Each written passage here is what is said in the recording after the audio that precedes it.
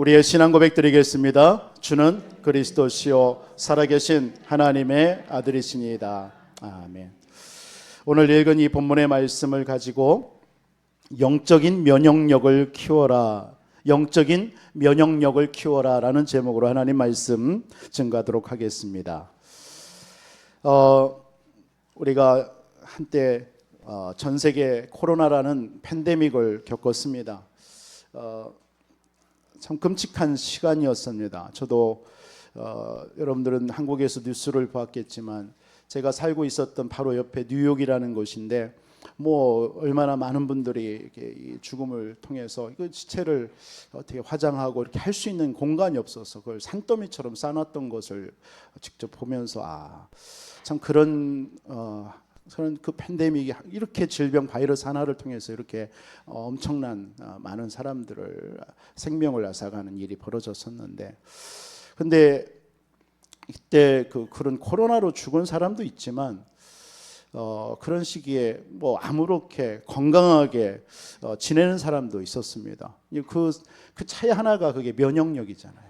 면역력이 강한 사람은 그런 것에도 전혀 흔들리지 않았어요. 그래서 특히 그때 한참 기저귀란 이 질환이 있는 분들은 좀 조심하라 이 정도 할 정도로 제가 어떤 병원에 좀 이렇게 사역하러 들어갔었는데 전혀 들어가지 못하도록 차단을 했으며 병원을 못 들어가죠, 외부인들. 그래서 거기에서 환자분들 조금 어른들 이렇게 사역을 한 적이 있는데 그분들이 얘기 들으니까 몇 개월 사이에 다 돌아가시고 그런 일까지도 벌어졌어요. 너무 이제 약하니까 면역력이 없으니까 그런 일이 벌어졌겠죠.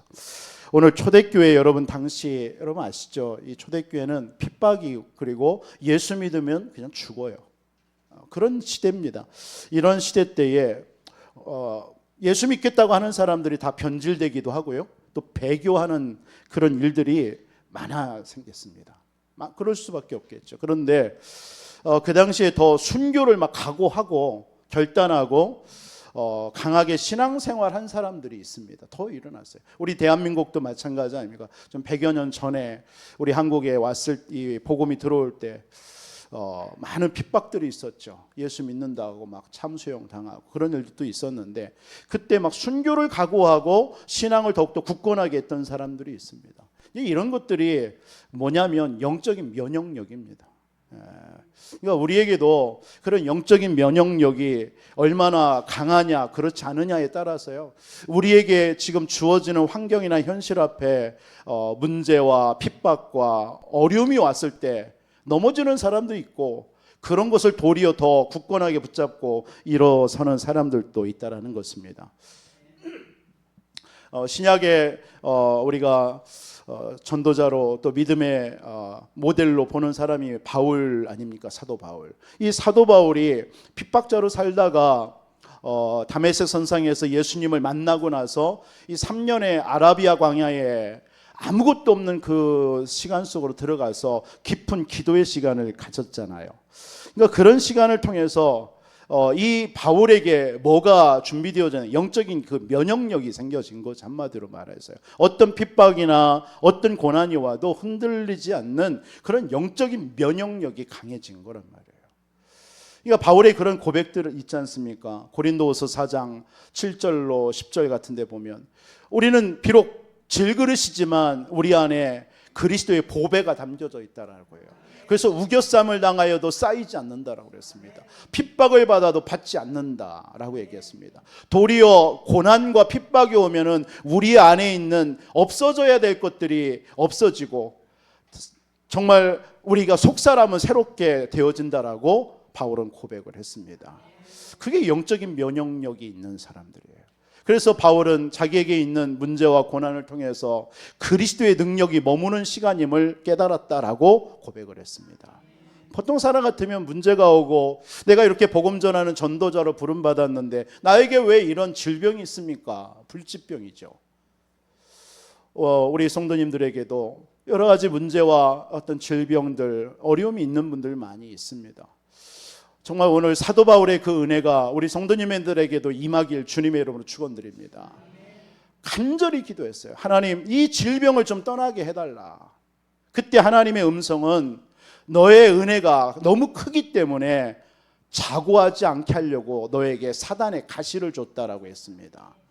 그러면서 이 바울이 고백한 고백이 고린도서 12장 9절 아닙니까? 그리스도의 능력이 내게 머물게 하려 하심이었구나. 그래서 도리어 약할 때가 강함이다. 저와 여러분들에게 이번 한 주 또 우리는 오늘 사도행전이라는 하나님의 말씀들을 살펴볼 것인데요. 결국 이 사도행전은 이런 영적인 면역력이 강해진 성도들로 하여금 현장을 살리고 후대를 살리고 그 당시에 강대국인 로마를 살렸다라는 사실을 우리는 기억해야 될 줄 믿습니다. 반드시 하나님께서는 우리를 그렇게 사용하실 줄 믿습니다. 그래서 어떠한 여러분들의 세상에서 교회에서나 또 세상에 나가서 흔들리고 갈등할 이유가 없어요. 갈등하고 낙심한다는 이유는 여러분들이 영적인 면역력이 약하다라는 증거입니다. 그래서 여러분들이 어떻게 하면 이런 영적인 면역력을 내가 강하게 키워서 능력 있는 신앙의 삶을 살아야 하느냐는 우리 이 땅에서 구원받은 저와 여러분들에게 정말 우리가 늘 기도하고 깨어 있어야 되고 도전해야 될 신앙인 줄 믿습니다. 그래서 저는 지난주 한 주 여러분들에게 주신 언약의 말씀이 정말 우리가 평생 붙잡아야 될 언약이라고 저는 생각이 되어집니다. 저와 여러분들은 성령의 세례 받은 자 아닙니까? 여러분 사복음서에서 얘기하는 내용이 뭡니까? 예수가 그리스도라는 거예요. 예수님이 우리의 모든 문제를 해결하셨다라는 것입니다. 여러분 모든 문제라는 말이 무엇입니까? 왜 그리스도여야 됩니까? 왜 이 땅에 하나님이 사람의 몸을 입고 오셔야 됩니까? 여러분 예수 믿는 게 중요한 게 아니에요. 왜 그분이 이 땅에 오셔서 십자가에 죽으셨냐라는 것을 믿어야 되는 거예요. 그게 신앙입니다. 많은 사람들은 우리도 뭐 부처를 압니다. 석가를 압니다. 아는 게 중요한 게 아니에요. 왜 이 땅에 예수님을 아는 사람도 많아요. 그러나 그 예수가 이 땅에 왜 오셨냐라는 거예요. 하나님이신 그분이요. 저와 우리 인생에 이 땅에 일어나는 모든 문제, 우리 가정의 문제든 자녀의 문제든 내 삶의 문제든 그거 하나 해결할 수 있는 이 땅의 사람은 아무도 없습니다. 그 문제가 어떤 문제이기 때문에요. 우리 인간은 원래 하나님과 함께하는 자였잖아요. 하나님의 형상대로 창조되어져서 세상을 다스리고 번성하고 땅에 충만하라. 이게 우리 인간이에요 원래. 그런데 창세기 3장에 눈에 보이지 않는 악한 사단에 의해서 우리 인간이 하나님을 떠난 거 아닙니까? 그때부터 모든 문제 다 온 겁니다. 갓난아기가 엄마의 젖이 필요한 아이가 엄마의 젖을 먹지 못하고 엄마가 젖을 먹지 못하는 아이의 모습과 똑같다라는 거예요. 그 아이에게는 영양 결핍이 있을 것이고 무엇인가 살면서 문제가 있겠죠. 여러분 우리 인생도 마찬가지입니다. 하나님과 함께 해야 되는 우리 인생인데 하나님을 떠나서 살게 된 겁니다. 그 떠난 이 인생을 누가 장악해버린 겁니까? 눈에 보이지 않는 이 세상은 사탄, 마귀, 귀신이라는 존재가 있잖아요. 그건 성경에서만 가르치고 있어요. 다른 데서는 얘기한 적이 없어요. 하버드 대학에서는 그 영적 존재를 얘기한 적이 없습니다. 성경에서만, 하나님의 말씀에서만요. 그 사탄, 마귀, 이 귀신에게 사로잡혀서 그 인생들이 일생을 종로로 타고 매여서 끌려다니고 있는 게 영적인 우리 인간의 이 땅에 하나님 떠난 모든 인생의 모습입니다. 성경은 그래서 이렇게 얘기합니다. 의인은 없나니 하나도 없다. 모든 사람이 죄를 범하였으며 하나님의 영광에 이르지 못하더니 그게 우리 인간의 모습입니다. 그래서 우리 인간은 반드시 죽어야 되고 저주 재앙 속에 살다가 죽음 가운데 죽음으로 끝나는 게 아니라 우리에게는 영원한 이 땅, 우리는 영적 존재이기 때문에 이 땅에서 육신은 죽지만 우리의 영은 영원한 거란 말이에요. 그래서 영원한 지옥으로 갈 수밖에 없는 인생이었습니다. 그래서 하나님께서 우리에게 그 인생의 문제, 우리에게 당하는 모든 문제가 이 영적인 문제인데 이 문제를 해결해 주시기 위해서 여자의 후손이 뱀의 머리를 상하게 할 것이다. 처음부터 하나님은 약속하셨어요. 그 여자의 후손으로 내가 오겠다. 우리는 다 남자의 후손이요 아담의 후손이요. 그래서 죄인입니다. 그래서 여자의 후손으로 오셔야 돼요. 그 여자의 후손으로 오셔서 처녀에게서 오셔야 돼요. 동정녀 마리아의 몸에서 성령으로 잉태된 자만이 우리 인생의 구원자가 될 수 있는 거예요. 그걸 보고 그리스도라고 하는 겁니다. 그리스도. 그리스도라는 의미는 하나님 만나는 길이 되신다는 뜻이에요. 그리스도라는 말은 우리의 죄와 저주 재앙을 해결하신다는 뜻입니다. 그리스도라는 말은 사단을 이겨주시겠다는 말입니다. 그래서 그리스도라는 의미는 기름 부음 받은 자라는 뜻입니다. 기름 부음 받은 자. 그래서 구약에는 기름을 세 사람에게 부어 세운 겁니다. 선지자, 제사장, 왕에게요. 그 사람들이 하는 일, 그게 그리스도입니다. 그 그리스도로 오셔야만이 우리의 구원자가 되고 우리의 모든 저주 재앙에서 해방받는 겁니다. 그 그리스도로 오시는 분이 바로 예수님이십니다. 주는 그리스도시요. 이게 증거예요. 예수님이 그리스도십니다. 석가가 그리스도가 아니고 공자가 그리스도가 아니고 이 세상에 그 누구도 그리스도가 될 수는 없어요. 오직 예수님이 그리스도 되시는 거예요. 이 사실을 여러분들이 믿을 때 그분이 십자가에 피 흘려 죽으셔서 뭐라고 얘기해? 다 끝냈다. 그리스도로 오신 그 예수님이 우리 향해서 이 땅을 향해서 다 이루었다라고 하셨습니다. 저와 여러분들의 인생, 여러분들의 과거, 현재, 미래뿐만 아니라 모든 거 다 끝내신 줄 믿습니다. 그분이 성령으로 지금 하늘 보좌에 계시며 성령으로 믿는 저와 여러분 속에 지금 함께 하시는 줄 믿습니다. 이 사실을 믿는 저와 여러분들, 그때 두려워할 게 없는 거예요. 그래서요. 그게 성령 세례 받은 자의 삶입니다. 그때 여러분 속에 성령이 임한 거예요. 그 여러분 안에 있는 이 복음은 세상의 그 어떤 것도 이길 수 있는 능력인 줄 믿습니다. 여러분 세상에 힘 있는 사람 뭐 세상의 것도 여러분 의지하면서 여러분 이 세상을 다스리고 창조하셨고 주관하시는 여러분 안에 계시는 왜 성령 하나님을 믿지 않습니까? 우리는 간혹 그런 신앙생활 할 때가 많습니다. 그래서 성경은 성령을 소멸치 마라, 성령을 근심하게 하지 마라라고 얘기하는 거예요. 그 말은 뭡니까? 성령의 역사, 성령의 능력을 우리가 제한할 때가 너무 많다라는 것입니다. 여러분 한 주 동안 여러분 어떤 삶을 살아오셨습니까? 그 성령을 인정하고 여러분 성령의 능력을 누리며 여러분 성령의 능력과 함께 여러분 살아왔습니까? 아니면 그 성령께서 역사하시는데 제한하면서 내 힘으로, 내 능력으로, 내 지식으로 한 주 살아온 삶입니까? 우리는 이런 부분들을 우리 말씀을 통해서 점검해 봐야 될 줄 믿습니다. 그럴 때 여러분 우리는 연약합니다. 넘어집니다. 우리는 낙심할 수 있습니다. 괜찮아요. 여러분 안에 계신 하나님의 성령, 구원받은 여러분들은 망할 수가 없는 것입니다. 생명이라는 것은 여러분 참 생명입니다. 참 생명은 살아 움직이게 돼 있고 역사하게 돼 있습니다.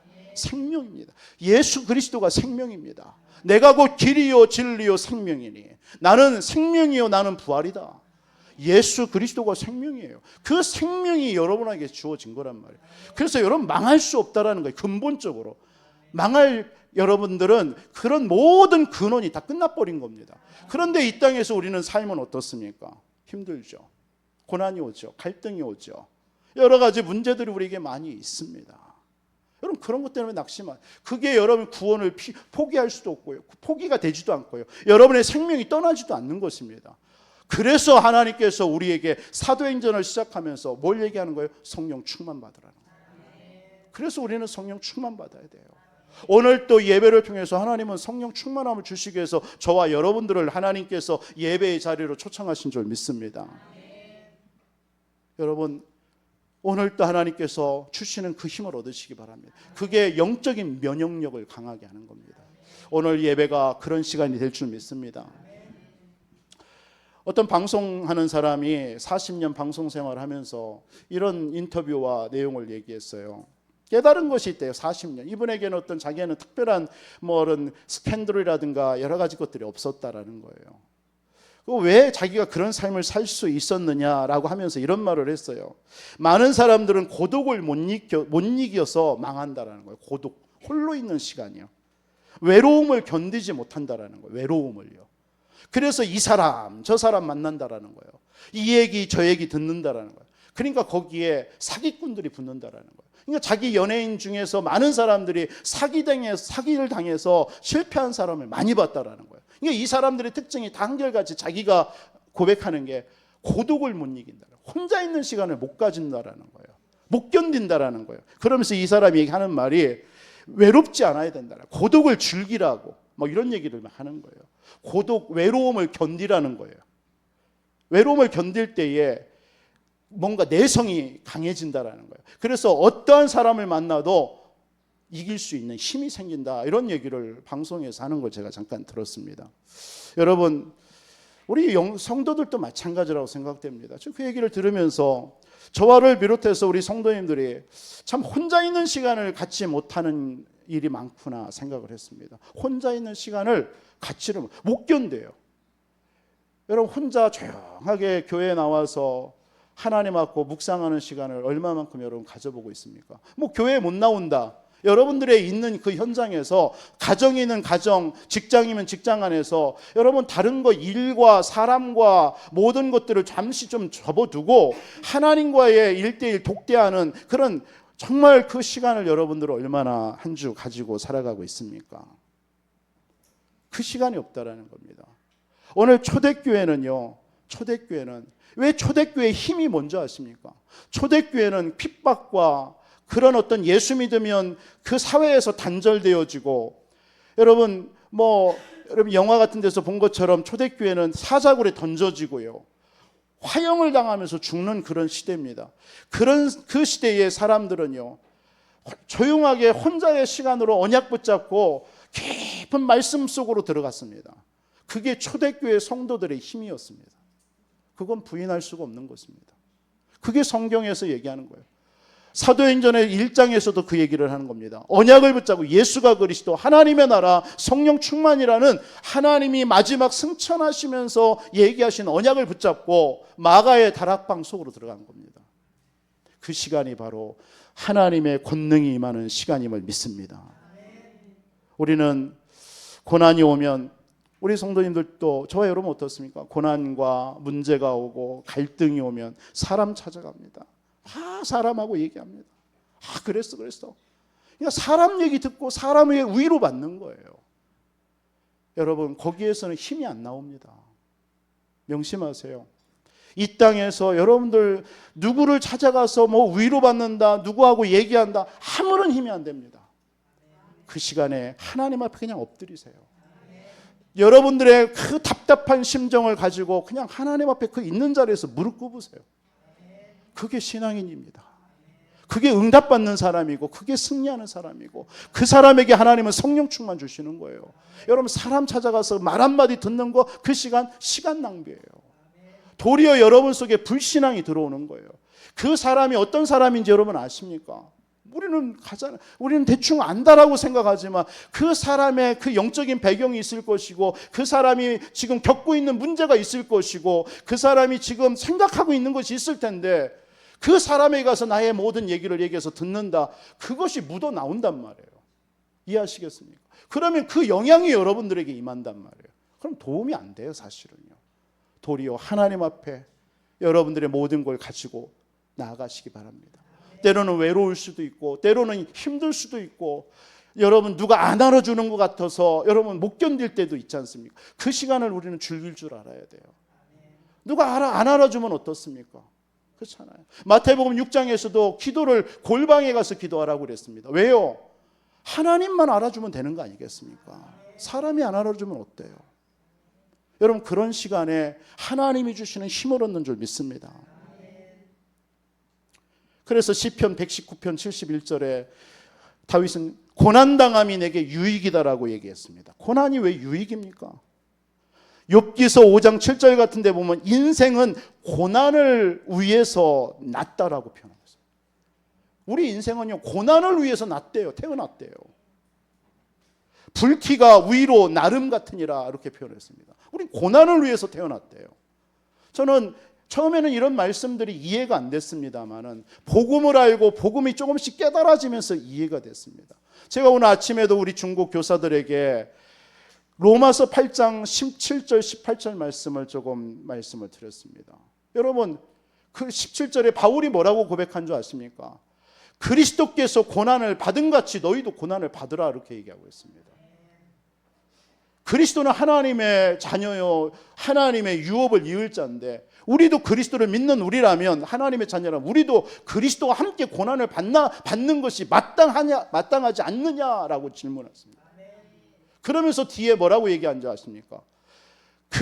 지금의 우리의 현재의 고난은 장차 나타날 영광과 좋게 비교할 수 없도다 이겠어요. 우리는 자꾸 뒤에 초점을 맞추죠. 초점을요. 장차 이 고난 우리가 견디면 우리에게는 영광이 나타날 거야 라고 거기에만 초점을 맞춥니다. 그 말씀에서 그 의미가 아닙니다. 그냥 그리스도와 함께 고난 받으라는 거예요. 그리스도와 함께 그냥 고난 받으라는 거예요. 여러분, 그리스도는 그 고난 속에 매여 있는 사람입니까? 하나님의 아들입니다. 그리스도는 여러분들 그런 고난과 문제에 묶여서 거기에 영원히 그냥 머물러 있는 게 그리스도가 아닙니다. 그리스도는 당연히 부활하실 것이고 그리스도는 당연히 영광 나타나실 겁니다. 그래서 여러분들 지금에 당하는 고난 속에 그냥 거하시기 바랍니다. 그러라고 그랬어요, 우리 교사들에게. 여러분들이 지금 당하는 현재의 고난과 문제와 갈등과 이런 것에서 빠져나오려고 몸부림치지 말고 그냥 그리스도 언약 붙잡고 그리스도와 함께 고난 받으라라고.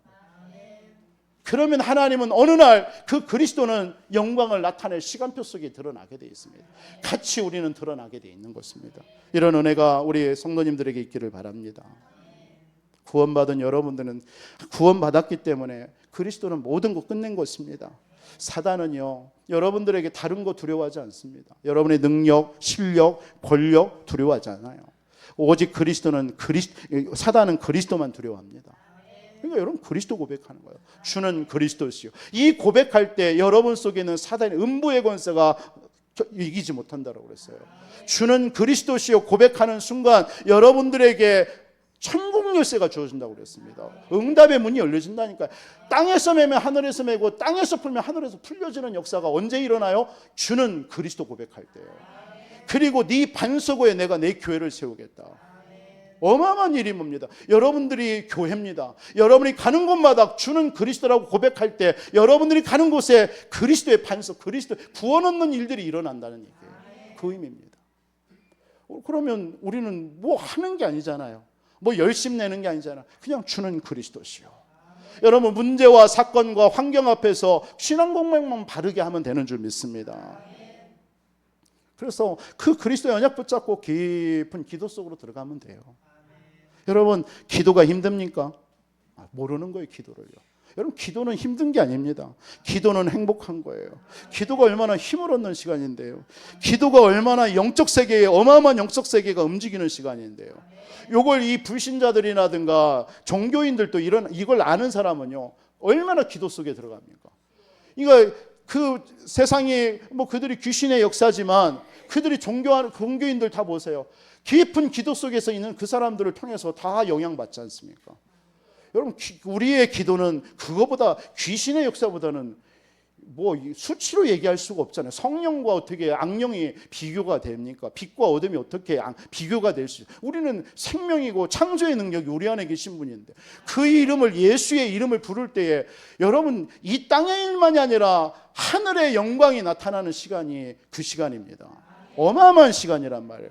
그러니까 우리가 이런 사실을 모른다면 우리는 모든 걸 다 놓치고 살아갈 때가 너무 많습니다. 여러분 기도는 행복한 거예요. 저는 기도만 생각하면 행복합니다. 진짜라고 물으시라면 저하고 살아보시기 바랍니다. 저는 기도가 즐겁습니다. 힘이 되고요. 제가 미국에 있을 때 새벽 예배 끝나고 나면 그 미국은 공원이 많잖아요. 마을마다 다 공원이 많아요. 그럼 그 공원에는 반드시 운동 시설이 다 있어요. 특히 이제 테니스장이 다 있어요. 그러니까 얼마나 좋은지 몰라요. 자연 환경도 좋고. 그러니까 새벽 예배 끝나고 나서요. 늘 지역의 목사님들하고 또 집사님들하고 한두 시간 테니스를 했습니다. 공기도 좋고 얼마나 좋은지요. 저는 새벽 예배 딱 끝나고 그 테니스를 그는 시간이 저는 행복했습니다. 솔직히. 육신적인 거지만 행복했어요. 여러분 행복하지 않으면 그 매일 못 나갑니다. 그거예요. 막 그분들하고 막 만나서 대화하는 것도 좋고 막 테니스 하는 것도 막 신나면 땀이 확 나가지고 개운하고요. 갔다 와서 막 샤워하면 얼마나 막 개운한지요. 뭐 그런 시간이 행복했어요. 여러분 기도가 그거보다 더 행복한 줄 믿습니다. 여러분 하나님 앞에 여러분들의 모든 사정을 다 아뢰는 거잖아요. 다 아뢰는 거 아닙니까? 그럼 하나님은 창조주 하나님이신데 여러분들의 모든 걸 다 알고 하나님이 역사하시고 응답하실 줄 믿습니다. 여러분 크게 기도해. 하나님께서 여러분들이 가는 곳마다 흑암은 무너지게 될 줄 믿습니다. 이 답을 가진 초대교회예요. 그러니까 이 초대교회는 어떤 환경이나 현실, 문제 앞에서 핍박에도 속지 않은 줄 믿습니다. 그러니까 이 사람들의 특징이 뭐라고요? 영적인 면역력이 키워진 사람들. 이번 한 주 우리 사랑하는 우리 안디옥교회 모든 성도님들에게 영적인 면역력이 강하게 키워지기를 주님의 이름으로 축원드립니다. 이게 있는 사람은요, 여러분 팬데믹 때 여러분 그냥 누구를 만나도 가도 괜찮아요. 왜? 면역력이 있으니까요. 그러니까 면역력이 약한 사람은 자꾸 마스크 끼고 뭐하고 움츠리고 그랬잖아요. 여러분 영적인 면역력이 강한 사람은요, 여러분 창세기 3장의 흑암 속으로 들어가도 괜찮습니다. 그렇지 않습니까? 여러분 그들이 우리의 영향을 받는 거지 우리가 그들의 영향 받는 게 아니란 말이에요. 그래서 나는 우리 성도님들이 그러한 하나님의 사람들이라고 믿습니다. 여러분 한 주 여러분들이 세상에 나갈 때 두려워하지 마시기 바랍니다. 여러분 속에는 빛이고 생명이고 능력이 여러분과 함께하는 줄 믿습니다. 그 하나님이 여러분들 속에 함께 하셔서 여러분들이 가는 곳에 흑암이고 어둠이고 그 악한 사단이 주관하는 현장 아닙니까? 그곳에 여러분들은 능력으로 들어가는 거란 말이에요. 초대교회가 그랬다라는 거예요. 사도행전 보세요. 그 능력을 가지고 안진뱅이 현장 속으로 들어간 거잖아요. 여러분 그 당시에 안진뱅이한테 은과 금은 없지만 나사렛 예수 그리스도의 이름으로 일어나 걸으라 이 말 할 수 있어요 없어요? 못한다니까요. 그 시대는 금지된 상황이에요. 예수 얘기가. 예수의 이름 내면 금지 상황이에요. 그런데 이 영적인 면역력이 있으니까 가는 거예요. 가서 얘기하는 거예요. 담대하게 얘기하는 거예요.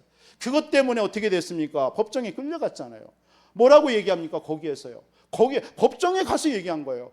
성령 충만한 베드로가 다른 이로서는 구원을 얻을 수 있는 이름을 우리에게 주신 일이 없지 않느냐. 오직 예수를 얘기한 거예요. 오직 예수. 그러니까 뭡니까? 그들이 힐난할 말 옆에 안진뱅이가 일어나가지고 서 있지. 예수 얘기하는데 반드시 뭐 핍박시켜야 되는데 증거가 있으니까 힐난할 말이 없는 거예요. 여러분 예수의 이름의 능력 여러분에게 그 응답이 임한 줄 믿습니다. 두려워하지 마세요. 법정에서도 여러분 어떤 문제 속에서도 여러분 두려워할 자가 아닌 줄 믿습니다. 그래서 거듭 얘기하지만 이 사도행전은요 영적인 면역력을 강하게 키운 전도자들의 증인 문서가 사도행전입니다. 저는 그래서 이런 관점으로 이런 것들 은혜들이 깨달아지는 너무 감사한 거 있죠. 우리 교회에 우리 성도님들을 이렇게 세워나가실 하나님을 기대하게 되는 거 있죠. 제게는 능력이 없지만 하나님의 말씀을 통해서 이런 부분들이 깨달아지고 기대가 되고 소망이 된다는 건 기분 좋은 일 아닙니까? 기분 나쁜 사람 있습니까? 나는 영적인 면역력 필요 없어. 뭐 그런 거 기분 나쁜 사람 없잖아요. 오늘 사도행전은 그런 일이 벌어진다는 얘기예요. 그래서 사도행전 2장은요 한마디로 두 가지를 얘기하고 있는 거예요. 하나는 뭐냐면 영적인 면역력을 어떻게 언제 강하게 되느냐 이거예요. 그 강하게 되는 시간이 언제냐 그걸 받으라는 거예요. 그리고 또 하나는 뭡니까? 그 영적인 면역력이 생기니까 어떤 일이 벌어졌느냐가 오늘 사도행전 2장의 내용입니다. 그러면 결론적으로 영적인 면역력을 키워서 무엇을 해야 되느냐가 오늘 말씀의 내용입니다. 그리고 오후에 사도행전 2장을 통해서 한 가지 더 보려고 하는 것이 사도행전 2장에 교회가 참된 시작을 어떻게 했냐, 뭘 붙잡고 이걸 말씀을 통해서 오늘 하나님 말씀 증거하려고 합니다. 첫 번째로 여러분 영적인 면역력을 강하게 되는 시간이 언제예요? 오늘 1절에서 4절의 말씀입니다. 성령의 권능을 체험할 때 오는 줄 믿습니다. 초대교회는요 그 성령의 권능을 체험할 때까지요 언약을 굳게 붙잡았다는 사실입니다. 언약을 붙잡고 어디로 들어갔어요? 마가 다락방 속으로 들어갔습니다. 그 시간이 아까 말씀드린 홀로의 시간이고 또는 뭐 아무도 안 알아주는 그런 시간입니다. 그 시간을 견뎠을 때에 하나님의 성령의 권능이 임하는 시간표가 와버린 거예요. 그러니까 성령의 권능이 와버리니까 어떤 것도 다 이기게 되잖아요. 그게 초대교회 또한 사도행전을 써내려가는 그 증인들의 삶이었습니다. 이들에게 성령의 권능이 임해버리니까요. 이들이 붙잡은 언약이 무슨 언약이었습니까? 사도행전 1장에 갈보리산 언약이에요. 갈보리산에서 예수님이 무슨 일을 행하셨죠? 예수님 그리스도십니다. 그분이 십자가에서 죽으신 겁니다. 그러면서 마지막 뭐라고 말씀하셨습니까?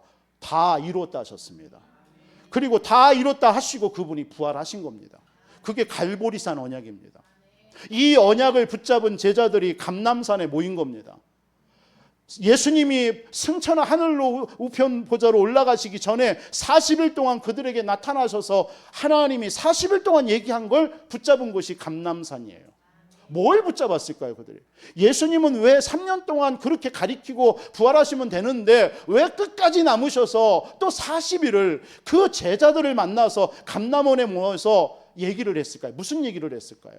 그게 여러분들의 우리 이 땅에서의 구원받은 저와 여러분들의 신앙생활의 가장 핵심적인 내용입니다. 그걸 붙들어야 됩니다.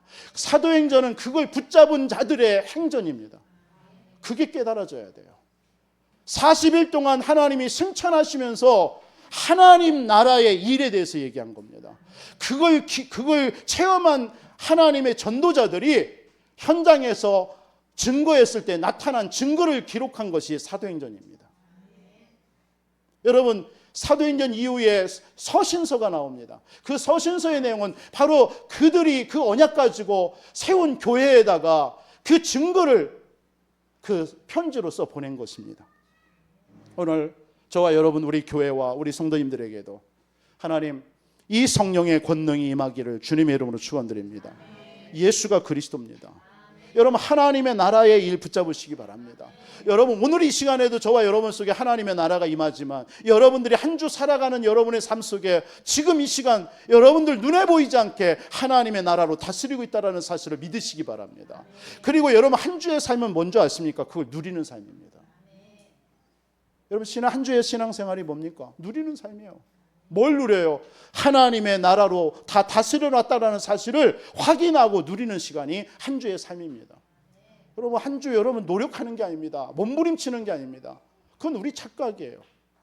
진짜는 영적으로 보면요, 그냥 그 사실을 믿고 누리며 확인하는 것이 한 주의 삶입니다. 그럼 뭘로 여러분 확인할 겁니까? 그래서 강단의 말씀을 붙잡으라는 거예요. 말씀 붙잡으라는 거예요. 말씀을 통해서 말씀 가지고 말씀이 여러분들 속에 각인되어 가지고 그 모든 한 주에 살아가는 삶과 환경과 문제와 사건 앞에 그 말씀을 대입해 보라는 거예요. 어떻게 하나님께서 역사했는지, 어떤 일이 벌어졌는지. 그게 성도의 신앙생활입니다. 제 말 틀립니까? 초대교회 로마를 복음하였던 이 제자들, 초대교회와 성도들의 삶이 이 삶이었습니다. 다른 삶이 아니었습니다. 이들이 뭐 다른 걸 노력해가지고 붙잡아가지고 그걸 가지고 살아간 게 아닙니다. 그들은요 매 주일마다 사도의 가르침을 받고 그 가르침을 가지고 자신의 삶 속에 들어가서 증거하면서 확인하면서 그걸 나타낸 겁니다. 그 삶이 초대교회였고 그 삶이 교회를 살렸고 그 삶이 로마를 살린 줄 믿습니다. 여러분들에게도 그 은혜가 있기를 주님의 이름으로 축원드립니다. 그 언약 잡았더니 오늘 사도행전 2장에 오순절 날이 이미 이르매. 여러분 오순절 오늘 오후에도 잠깐 보겠지만 여러분 세절기입니다. 유월절 구원입니다. 오순절 성령의 역사입니다. 수장절 보좌의 능력입니다. 여러분 오순절 날이 이르매, 이 말이 굉장히 중요하잖아요. 하나님의 시간표가 있다라는 거예요. 모든 우리 사랑하는 성도님들 여러분 삶 속에 언제 응답이 오느냐, 이 시간표가 있어요. 이 시간표를 기다리는 걸 보고 신앙생활이라는 겁니다. 많은 분들이 이 시간표를 안 기다립니다. 오순절 날이 이미 이르면 되는데 이 시간표를 안 기다려 내가 앞서서 행하는 거예요. 조급한 거죠. 그러니까 응답이 없다, 왜 안 되냐 이렇게 얘기합니다. 하나님의 성령은 안 되는 게 아니잖아요. 여러분 성령은 하나님이신데 하나님이 안 됩니까? 실수합니까? 실패합니까? 없잖아요. 할렐루야. 진짜 이 사실 믿습니까? 성령의 역사 믿습니까? 우리가 실수하고 우리가 조금 모자라도 하나님의 성령께서 역사하시면 되는 거 아닙니까? 근데 우리는 이걸 잘 안 믿잖아요. 안 믿으니까 내 염려, 내 생각에 잡혀서 살아가잖아요. 어쩌면 불신자보다도 못한 삶을 살아가고 있습니다. 우리는 문제만 만나면, 어떤 사건만 벌어지면 우리는 그곳에 막 잡혀 있잖아요. 그렇게 얘기하는데도 거기에 사로잡혀 있잖아요. 오늘 초대교회는 그런 것들을 다 성령의 권능 받고 나서요, 다 뛰어넘어 버린 거예요. 다 뛰어넘어 버린 거예요. 죽음도 뛰어넘고 핍박도 뛰어넘고 자신에게 있는 환경도 뛰어넘고요.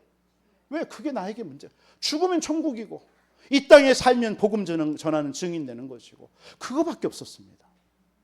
그게 사도행전의 성도들의 삶이었고, 이 초대교회 성도들이 그 유대와 로마와 전 세계를 복음한 줄 믿습니다. 우리 그 응답을 하나님은 주시려고 우리는 이 말씀을 우리는 또 듣는 줄 믿습니다. 사람 바라보지 마시고요, 환경 바라보지 마시고요, 하나님의 말씀 믿으시는 저와 여러분 되시기 바랍니다. 오늘 또 오순절날이 이미 이르면, 오순절이 이르면 되는 거예요. 그 시간표 기다리면 되는 거예요. 그 시간표를 기다리기 위해서 여러분들은 하나님 앞에 기도하고 신앙생활을 하는 겁니다. 근데 우리는 그 신앙생활을 못 기다리고 자꾸 사람 의지하고 사람 바라보고 환경 보고 넘어지는 거예요. 그것만 하지 말라라는 거예요. 하나님의 음성이 그겁니다.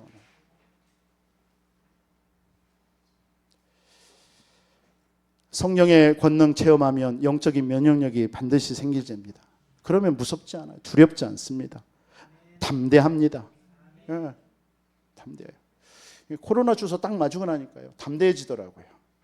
안 맞을 때는 불안하던데 누구 만나는 게 두렵고 나도 혹시 오를까 이런데요, 딱 코로나 주사 하나 백신 딱 맞고 나니까요, 막 아는 사람 막 악수하고 껴안고 막 하더라고요. 나도 모르게.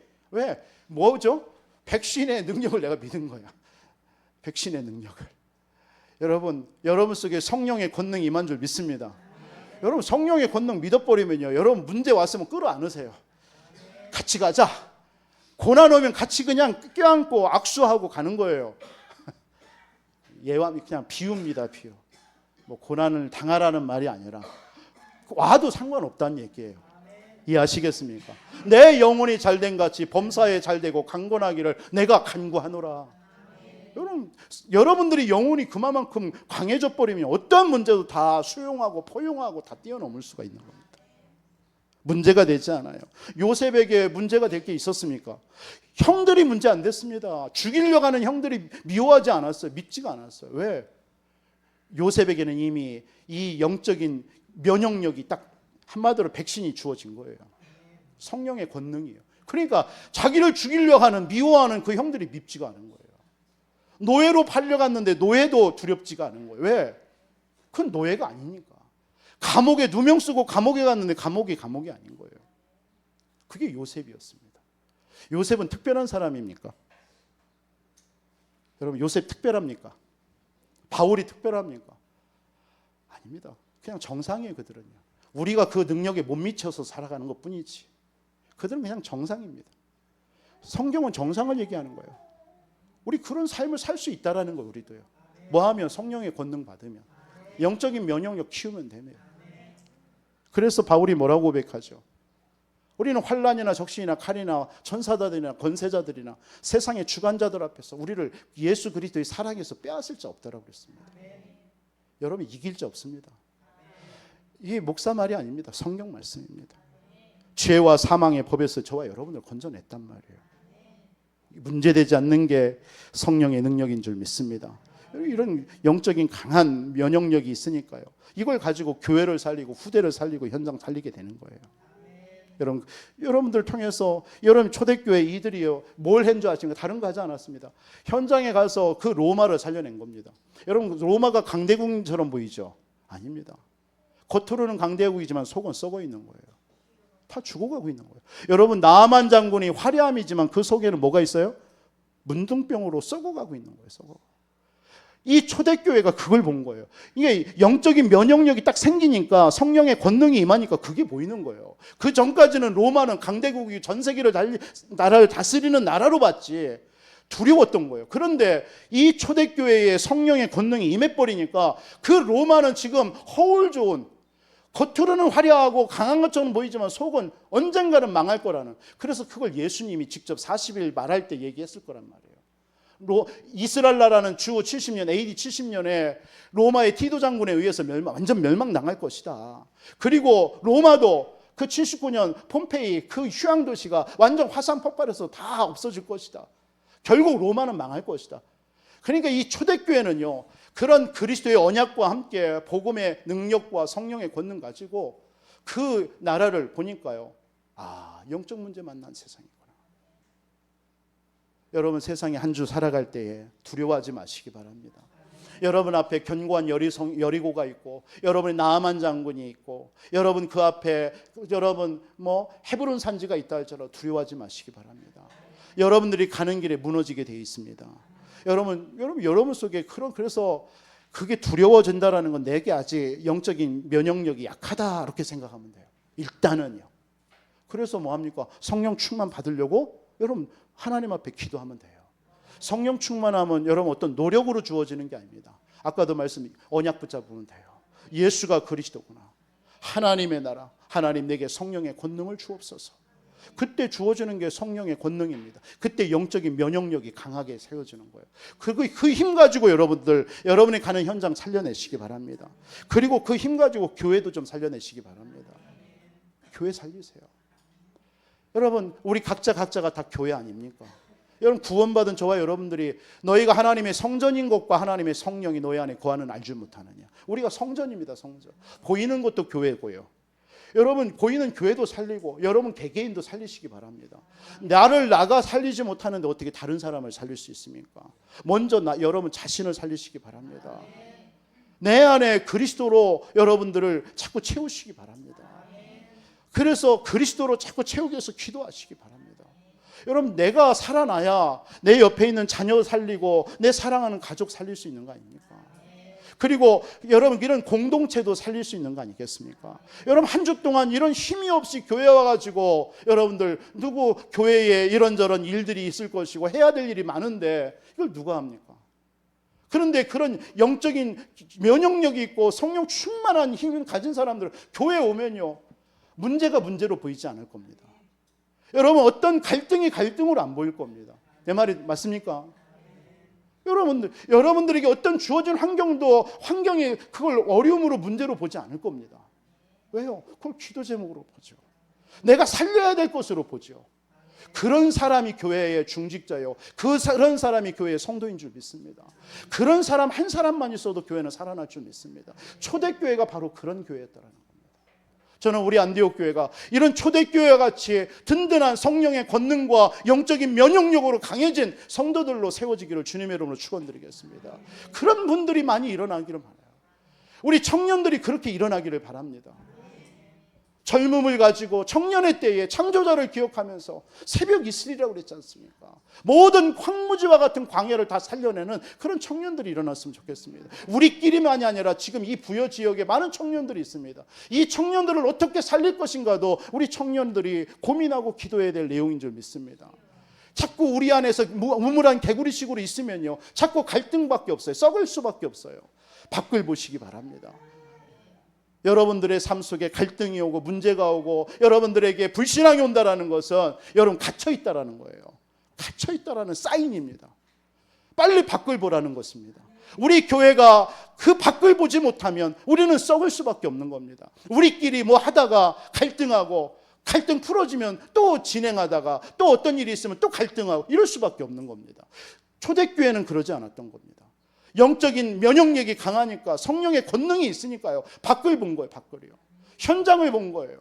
그러니까 막 안에서 일어나는 것은 같이 기도하고 하나 돼버리는 거예요. 그러면서 그 힘 가지고 현장을 살려버린 겁니다. 그게 초대교회 역사였습니다. 우리 교회가 그런 능력 있는 교회가 되기를 주님의 이름으로 축원드립니다. 나 한 사람은 아니겠지, 나는 아니겠지, 그런 생각하는 그 자체가 틀린 거예요. 여러분 한 사람 한 사람이 소중한 겁니다. 여러분 한 사람 한 사람이 진짜 그리스도의 복음으로 하나 돼서 기도하고 우리를 현장을 살리고 우리 연약한 사람들을 돕고 살리는 것이 그게 영적인 면역력이 강해진 사람들의 특징입니다. 그게 성도의 삶입니다.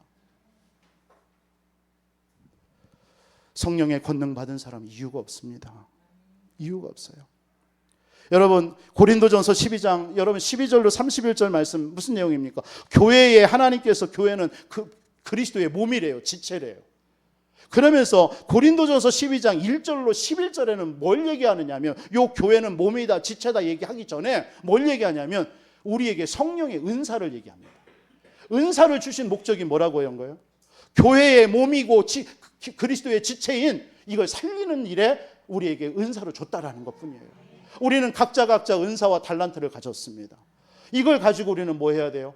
그리스도의 몸인 교회를 살리는 겁니다. 우리 보이는 교회도 교회지만 우리 개인이 교회입니다. 우리를 살리는 겁니다. 우리 성도를 살리는 겁니다. 그게 교회가 할 일입니다. 우리에게 주신 달란트요, 그게 은사입니다. 이런 사람은 이유가 없어요. 우리 교회가 이런 응답받는 교회가 되기를 바랍니다. 다니엘의 세 친구가 풀무불 속에 들어갔는데도 들어가는 거예요. 왜요? 그리 아니하실지라도 들어간다라는 거예요. 그 믿음이 있었던 거예요. 왕의 어인이 찍혀요. 그런데도 불구하고 예루살렘을 향하여서 하루 3번씩 무릎 꿇고 감사함으로 하나님께 기도한 거예요. 사자굴에 들어가도 상관없다라는 거예요. 그게 바로 그들을 통해서 바벨론을 살리고 로마를 살렸던 하나님의 사람들인 줄 믿습니다.